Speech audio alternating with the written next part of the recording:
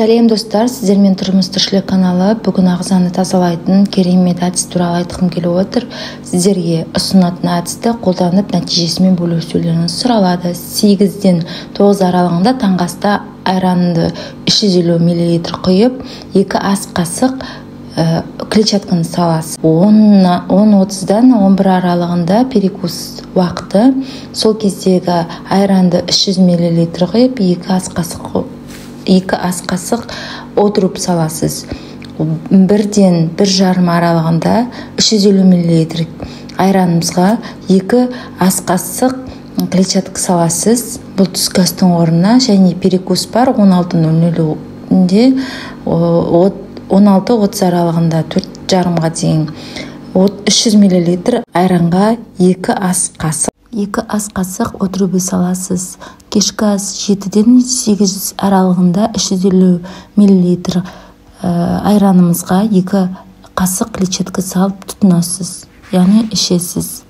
Айранды таңдаған кезде оның шығарылған уақытына және де айына, күніне баса назар аударыңыз.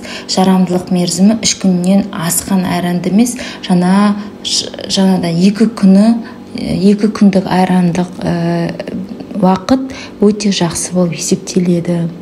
Және де бұл айран мен тазарыну барысында артық газдалмаған су, қантсыз көк шай, шөптерден жасалған сусындар ішуге рұқсат етіледі.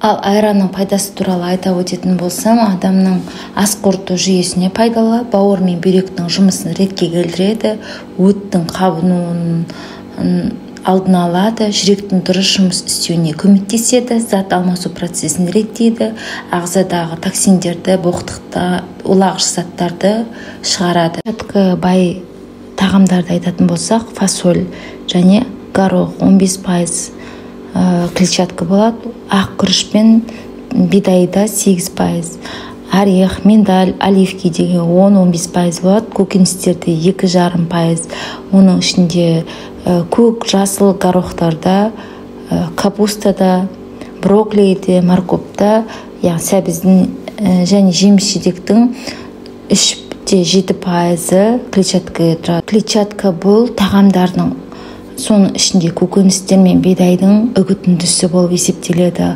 Ал отырып көмірсулар мен адам ағзасындағы токсиндерді шығаратын, ішек құрылысты дұрыстап тоқтық сезім беріп тұратын, ағзаны керемет тазартушы, токсинді шығарушы, иммундық жүйені қалыптастырушы болып есептеледі. Сондықтан салауатты өмір салтын сақтау үшін дұрыс тамақтану маңызды. Достар, комментарий қалдырып, пікір жаздыңыздар. Сіздермен бірге тұрмыс тіршілік каналға тіркеліп, қолдау көрсетіп қойыңыздар. Назарларыңызға рахмет.